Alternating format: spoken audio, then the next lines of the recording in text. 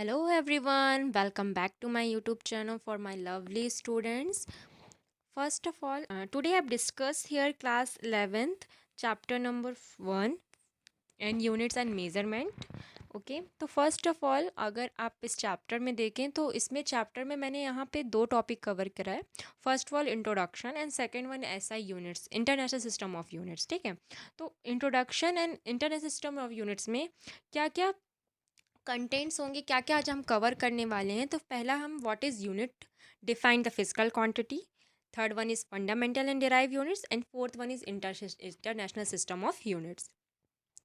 तो what is units, आप यहाँ पे स्क्रीन में देख रहे हैं टेबल स्पून, कप, इंच. तो this is the measurement. Okay, actually this is the things कि इससे आप किसी चीज़ को मेज़रमेंट कर सकते हैं. तो मेज़रमेंट अपन को क्या करना है, वो यूनिट करना है. तो वो यूनिट एक्चुअली क्या होती है. तो व्हाट इज़ यूनिट्स, तो आप डायग्राम में देख रहे हैं जो कि आपको मैं एग्जांपल के थ्रू यूनिट्स को समझाना चाहूँगी.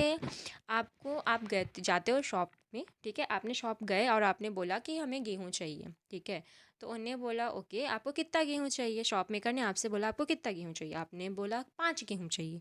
तो आप वो बोले कि 5 गेहूँ चाहिए. तो उन्हें 5 दाने गेहूँ के दे दिए. ठीक है, पर आपने बोला यार ये क्या दिया इनने, अरे ये क्या हो गया, ये क्या दे दिया इनने. ठीक है, आप फिर क्या करें, उनको बोले कि 5 किलोग्राम गेहूँ दे दीजिए. ओके, अब उनको समझ में आया कि आपको 5 किलोग्राम गेहूँ चाहिए. तो जो किलोग्राम है ना, दैट्स द यूनिट्स. आपने गेहूँ को किससे मेज़र किया, यूनिट से मेज़र किया. कौन से यूनिट से मेज़र किया, किलोग्राम यूनिट से मेज़र किया. तो दिस इज़ द यूनिट्स. ठीक है, तो यूनिट्स क्या होती है. This description is quantity and involves measurement and comparison of physical quantity. And second one is to measure physical quantity, we need some standard unit of that quantity. तो physical quantity को measurement करने के लिए, है ना, measurement करने के लिए जो जिस टर्म का हम यूज़ करते हैं दिस इज़ द यूनिट्स. या फिर एक ऐसी फिजिकल क्वांटिटी जिसको मेज़र करने के लिए एक यूनिट की ज़रूरत होती है. जैसे आपको अभी बताया मैंने कि आपको गेहूं को मेज़रमेंट करने के लिए या फिर वीट को मेज़रमेंट करने के लिए आपको एक यूनिट की ज़रूरत पड़ी, वो थी गेहूँ, किलोग्राम. उसी तरह आपको हर एक फिजिकल क्वांटिटी को मेज़र करने के लिए एक टर्म की ज़रूरत होगी, वो होगी आपकी यूनिट्स. तो दिस इज़ द यूनिट्स. अगर हम यूनिट्स की डेफिनेशंस देखें तो what is the definition of unit. तो measurement of any physical quantity involves comparison with a certain basic arbitrary chosen internationally expectation reference standard units. तो ऐसी कोई भी फिजिकल क्वांटिटी जिसको मेज़र करने के लिए उसकी बेसिक एंड आर्बिट्ररी या इंटरनेशनली उसे एक्सपेक्टेड किया गया है, रेफरेंस दिया गया है स्टैंडर्ड्स के लिए, उसको हम क्या कहते हैं, यूनिट कहते हैं. तो ये आपकी तो डेफिनेशन होगी, इसे आपको एज इट इज़ याद रखनी पड़ेगी फॉर एग्ज़ाम पर्पस. ठीक है, आप इसमें एक टर्म्स देख रहे हैं फिजिकल क्वांटिटी. तो व्हाट इज़ फिजिकल क्वांटिटी, तो this is the physical quantity is the physical quantity are quantitatively express in terms of unit of that quantities the measurement of quantity. The measurement of the quantity is mention of two parts. The first part gives how many times of the standard unit and the second parts give the nature of the units. मतलब आप first part में उसके standard unit को define करेंगे and second part में उसके nature of the units को define करेंगे. तो this is the called is physical quantities. Okay, तो यूनिट्स को टू टाइप्स में डिफाइन किया गया. First is fundamental units and derive units. तो first one, what is fundamental units. तो फंडामेंटल यूनिट्स इज दिस कि इट इज़ बेस्ड यूनिट. ये already defined थी, जो कि हमारे साइंटिस्ट के द्वारा डिफाइन की गई थी. तो we can define a set of fundamental quantities as follows.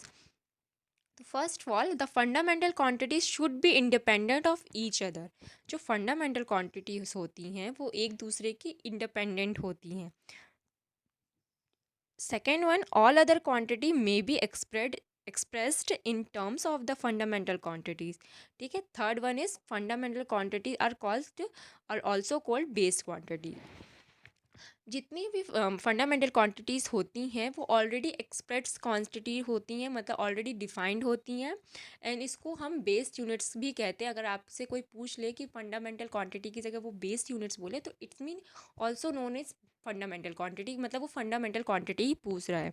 तो जिस तरह से आप मतलब लाइक टेबल देख रहे हैं कि लेंथ, तो आपके पास सिस्टम ऑफ यूनिट्स डिफाइन दिए हैं, CGS, MKS, FPS। ये एक्चुअली है क्या, वो अपन आगे समझेंगे। फिलहाल तो ये फंडामेंटल क्वांटिटीज़ है, जो कि लेंथ, मास, टाइम, ये हमारी फंडामेंटल क्वांटिटीज़ होती हैं। ठीक है, okay. Next one is derive units. ठीक है, अब डिराइव यूनिट्स, तो डिराइव यूनिट्स क्या होती हैं, जो कि पहले डेफिनेशन देख लेते हैं। The units of all other physical quantity can be expressed as combination of the base units. Such units opted for the derive quantities are called the derive units. Okay, तो जो फिजिकल क्वांटिटीज़ होती, all other physical quantity जो कि combine होती हैं किससे, base unit से। उस बेस यूनिट से कंबाइन होकर जो ऑप्टेंड होता है, मतलब जो बनती है नई यूनिट, उसे हम डिराइव्ड क्वांटिटीज़ कहते हैं, पहली बात। और उसके बाद जो वो डिराइव क्वांटिटीज़ को ही हम क्या कहते हैं, डिराइव यूनिट्स कहते हैं। जैसे आप यहाँ पे एग्जांपल के ले सकते हैं, एरिया। ओके, आपने लास्ट स्लाइड में देखा था कि लेंथ, लेंथ क्या है, फंडामेंटल क्वांटिटी। एरिया का फॉर्मूला क्या होता है, लेंथ इंटू ब्रेथ। ओके, तो लेंथ इंटू ब्रेथ, मतलब ये किससे हुई, लेंथ क्या है हमारी, लेंथ और ब्रेथ क्या हमारी फंडामेंटल क्वांटिटीज़ है, और उससे मिलके क्या बन रहा है, एरिया बन रहा है। तो एरिया क्या होगी, हमारी डिराइव यूनिट्स हो गई। तो इस तरह से मिलके फंडामेंटल क्वांटिटीज़ से मिलके आपकी डिराइव यूनिट्स बनती चली गई, बनती चली गई। और डिफरेंट मतलब इसमें बहुत सारी यूनिट्स दी हुई हैं, और ये सारी यूनिट्स आपकी डिराइव यूनिट्स है।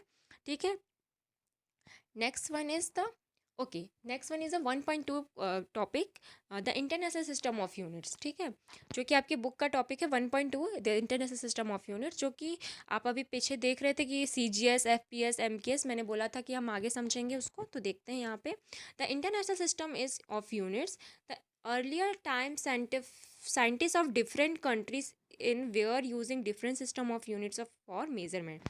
First of all, CGS system. CGS system is centimeter, gram and second. FPS system, foot, pound and second. MKS system, mass, kilogram and second. And then SI system, the system of unit which is the present internationally expected measurement system, international units for international system of unit, it is represent by SI। जो system of units होता है, ये presently internationally expected किया गया है, कौन सी unit को, SI units को, जिसको हम इंटरनेशनल सिस्टम ऑफ यूनिट्स कहते हैं। और इसे किससे रिप्रेजेंट करते हैं, SI से प्रेजेंट करते हैं। अगर आप लेंथ की, अगर आप देख रहे हैं लेंथ की, आपको देखो CGS, FPS, MKS, SI की मतलब यूनिट्स बताई गई है। लेंथ की क्या होगी, CGS में सेंटीमीटर, और FPS में फुट्स होगी लेंथ। फिर अगर आपकी MKS में देखें तो मीटर होगी, और SI में भी मीटर होगी। एक्चुअली MKS और SI की देख रहे हैं आप, सिमिलर यूनिट्स जा रही हैं, पर हम ये ऐसा नहीं कह सकते कि जो MKS यूनिट्स होती है वही SI यूनिट्स होती हैं। दोनों डिफरेंट है, इसको मतलब इंटरनेशनली एक्सेप्ट किया गया SI यूनिट्स को, SI सिस्टम यूनिट्स को, तो ये अलग चीज़ होती हैं।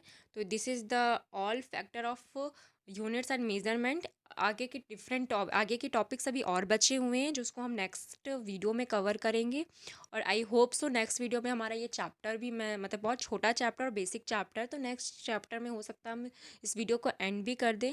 तो आज के लिए इतना ही। आज एक मोटिवेशनल कोट क्या है आज का, मंजिलें उन्हीं को मिलती हैं जिनके सपनों में जान होती हैं, पंखों से कुछ नहीं होता, हौसलों से उड़ान होती हैं।